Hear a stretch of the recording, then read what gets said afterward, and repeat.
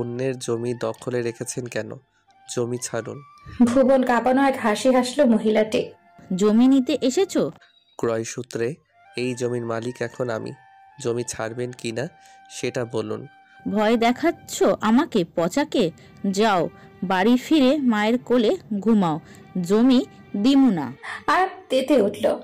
অন্যের জমি ভোগ দখল করতে লজ্জা লাগে না? ইমদাদ হক পাশ থেকে আরাফকে থামানোর চেষ্টা করলো, কিন্তু তাতে আরাফ একটুও শান্ত হলো না। মহিলাটি বিপরীতে তেতে উঠে দাঁড়ালো। তোরে ভালো কথা বুঝাইতাছি, একবার কইছি জমি দিমু না, পারলে তোর বাপরে সাথে নিয়ে আসিস, দেখমু কত জোর। বাপ শব্দটা কানে যেতে আরাফের মস্তিষ্ক ভয়াবহ বিকৃত হলো।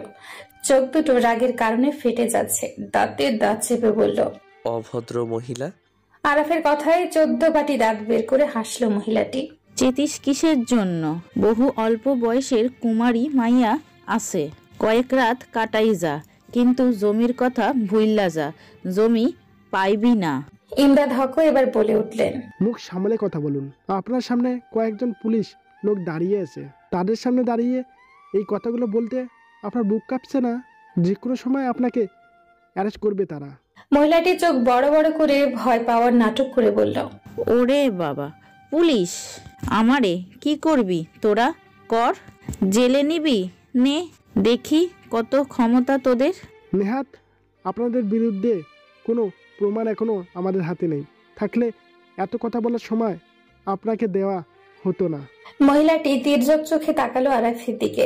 তোগো কাছে তো প্রমাণ নাই, জমি কেমনে নিবি?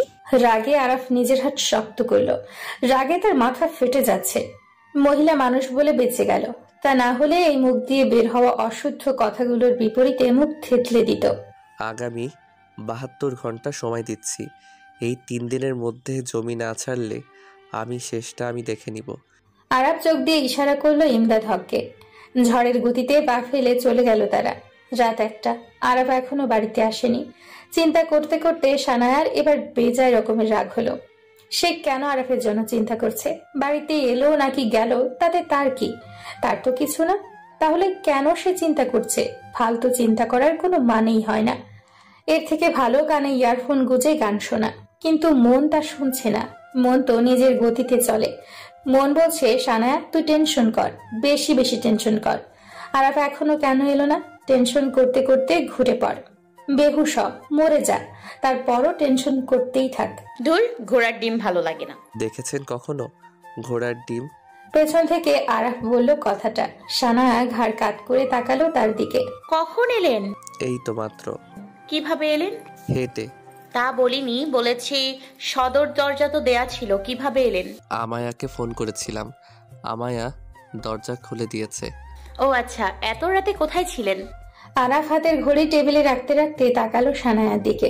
না মানে, সজীব ভাইয়া তো অনেক আগেই বাড়িতে ফিরেছে, আপনি দেরি করে ফিরলেন তাই জিজ্ঞেস করলাম।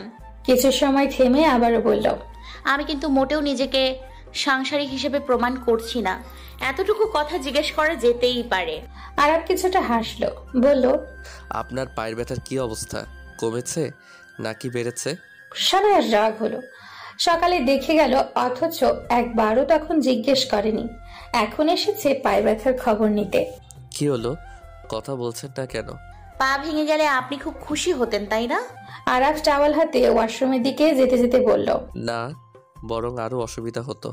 আগামীকাল আমার সঙ্গে আপনাকে অ্যাডভোকেট সাহারা ম্যামের চেম্বারে যেতে হবে। ডিভোর্সের ব্যাপারে উনি কিছু কথা বলবেন। আরাফ ওয়াশরুমে যেতে সানায়া ধপ করে বিছানায় বসে পড়ল। অল্প কিছু সময়ের মধ্যে চোখ দুটো ঝাপসা হয়ে এলো। কেন হলো এমন? ডিভোর্সের কথা শুনে তার হঠাৎ এমন লাগলো কেন?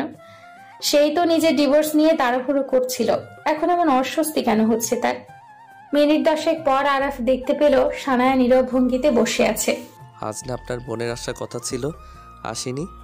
আরাফের গলার আওয়াজ পেয়ে কিছুটা নড়ে চড়ে উঠল সে। নরম শীতল কণ্ঠে উত্তর দিল, এসেছি। আমি মনে হয় আগামীকাল ও বাড়িতে যাব, আপনার সঙ্গে ম্যামের চেম্বারে যাওয়ার হবে না।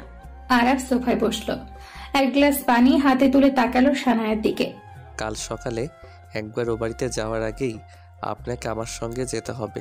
ম্যাম পরশু দেশের বাইরে যাবে, আগামী সপ্তাহখানেক তাকে আর পাওয়া যাবে না, তাই কালকে আমরা যাচ্ছি।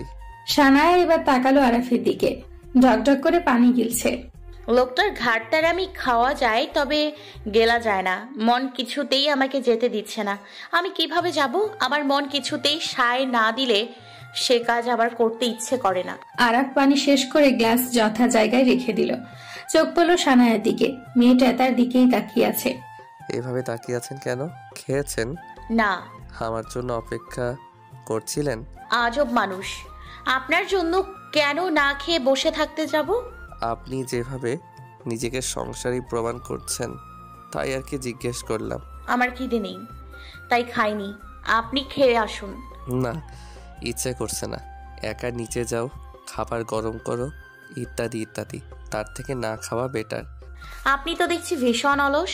আজকে টের পেলেন? জি, আপনার মতো একজন পরিশ্রমিক মানুষ যে দিন রাত এক করে অফিসের দায়িত্ব পালন করে, তাকে আগে পরে আসল মনে হয়নি, আজ মনে হচ্ছে।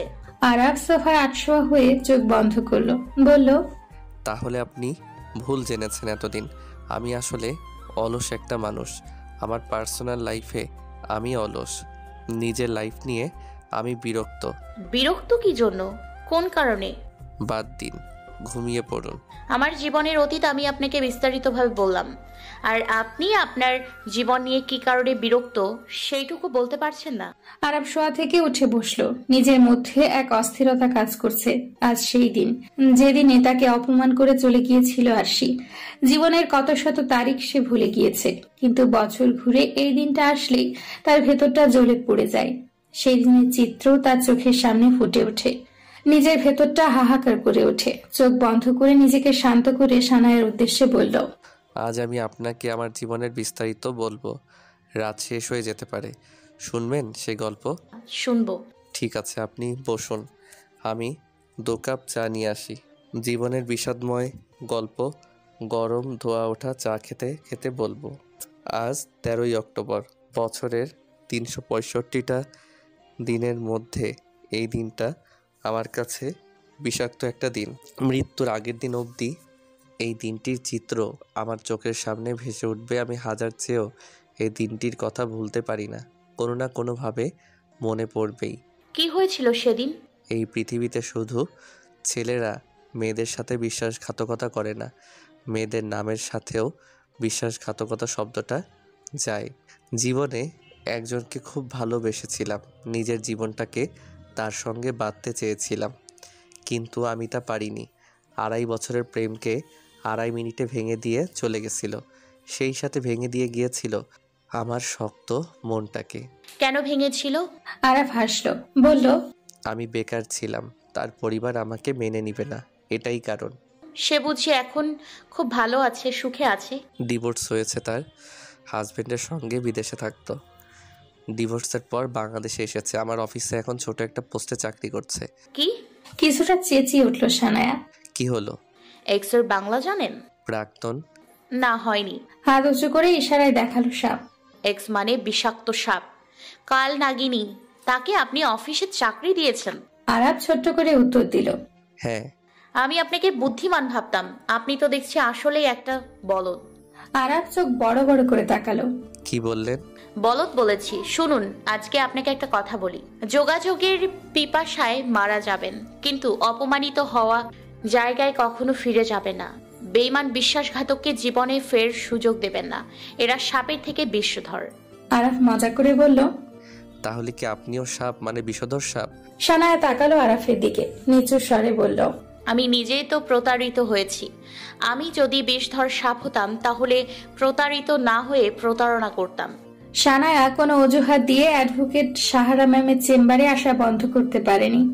সকাল থেকে তার একটু ইচ্ছে করছিল না এখানে আসতে। স্পষ্ট করে সে কথা আরাফকে জানাতেও পারেনি। বাড়ির সকলে জানে আরাফ আর সানায়া তাদের বাড়ির উদ্দেশ্যে বেরিয়েছে। কথা সত্য, কিন্তু মাঝপথে যে বিচ্ছেদের রেশ চলছে, তাহলে কি সত্যি এই সম্পর্কের পরিণতি ডিভোর্স? আরাফ এক মনে গাড়ি চালাচ্ছে, তার পাশে সানায়া বসে নির্বিকার চিত্তে বাইরের দৃশ্য দেখছে। মস্তকে বুনছে হাজারো কথার বর্ণমালা। সানায়াকে এভাবে চুপচাপ এক মনে বসে থাকতে দেখে আরাফ জিজ্ঞেস করলো, বোন দেশে এসেছে শুনে নাচতে গিয়ে পায়ে ব্যথা পেলেন, এখন সেই বোনের সঙ্গে দেখা করতে যাচ্ছেন, অথচ আপনার সেই আনন্দ উল্লাস নেই, কারণটা কি? আরাফের কথার শব্দে নিজের জগৎ থেকে বেরিয়ে এলো, কাঁধ ঘুরিয়ে এক পলক তাকালো আরাফের দিকে।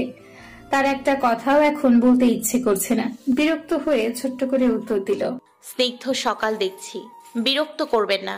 সানায়ার এমন উত্তরে থমথমে খেয়ে গেল আরাফ। সে কিনা যে টুকটাক কথা বলতে গিয়েছিল, মেয়েটা এমন ভাব দেখালো মনে হয় উনি প্রকৃতি নিয়ে বড় সড় গবেষক। এক সেকেন্ড চোখ সরালে অনেক কিছু মিস হয়ে যাবে। আরাফ চিন্তা ভাবনা বাদ দিয়ে আবারও ড্রাইভিং এ মন দিল। মিনিট 10 পর নির্দিষ্ট জায়গায় গাড়ি থামালো আরাফ। গাড়ির চাকা থেমে যেতেই সানায়ার মনে ছোটখাটো একটা ধাক্কা খেলো।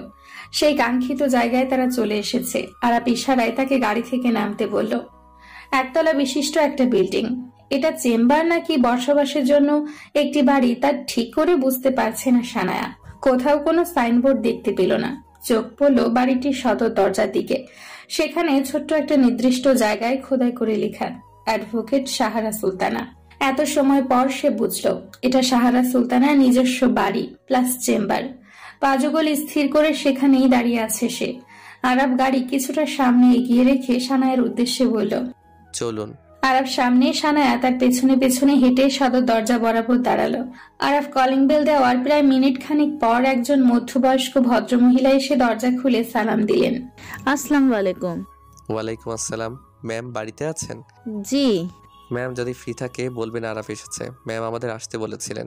জি আচ্ছা, আপনারা ভিতরে এসে বসুন। কিছু সময় পর সাহারা সুলতানা নিচে বসার রুমে এলেন। আরাফ এবং সানায়াকে উদ্দেশ্য করে বললেন, good morning Mr and Mrs Khan. Araf এবং সানায়া একসঙ্গে বলে উঠল, গুড মর্নিং ম্যাম। কথাটা শেষ করেই একে অপরের দিকে তাকালো তারা। সাহারা সুলতানা মুচকি হাসলেন, এগিয়ে গিয়ে সোফায় বসলেন। ভদ্র মহিলাটিকে ডেকে বললেন চা নাস্তা দিতে। আরাফ বিনয়ীভাবে বলল, ম্যাম প্লিজ, কষ্ট করতে হবে না। সোফার সামনে ছোট টেবিলের উপর থেকে নিজের চশমা হাতে নিয়ে তা টিস্যু পেপার দিয়ে পরিষ্কার করতে করতে বললেন, সামান্য চা নাস্তা দিতে খুব বেশি কষ্ট হবে না।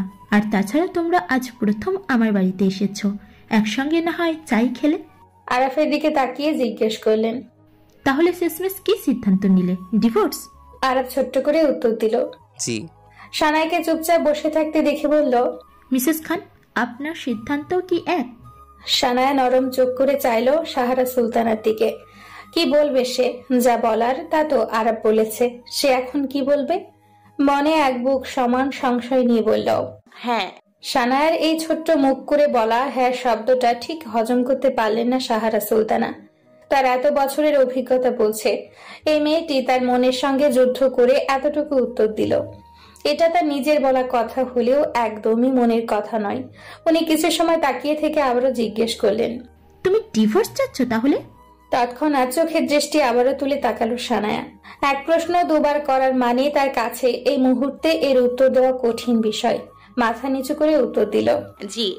কিছু সময় আগে ভদ্র মহিলাটি চা নাস্তা টেবিলে রেখে গিয়েছে।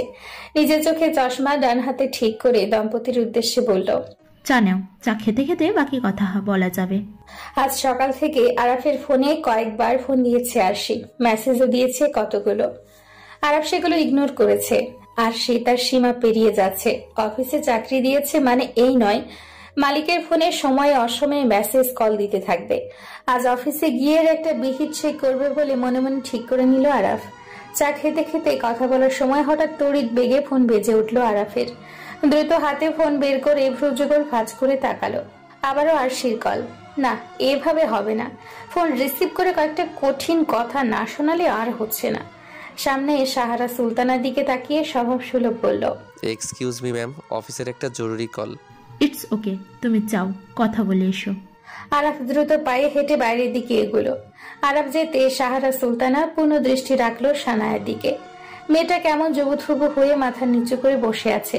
এখন অবধি সে মাত্র 3টে কথাই বলেছে, গুড মর্নিং ম্যাম, হ্যাঁ আর জি।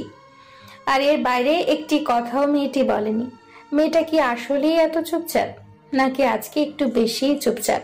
ডিভোর্সটা কি তুমি সত্যিই চাচ্ছ সানায়া?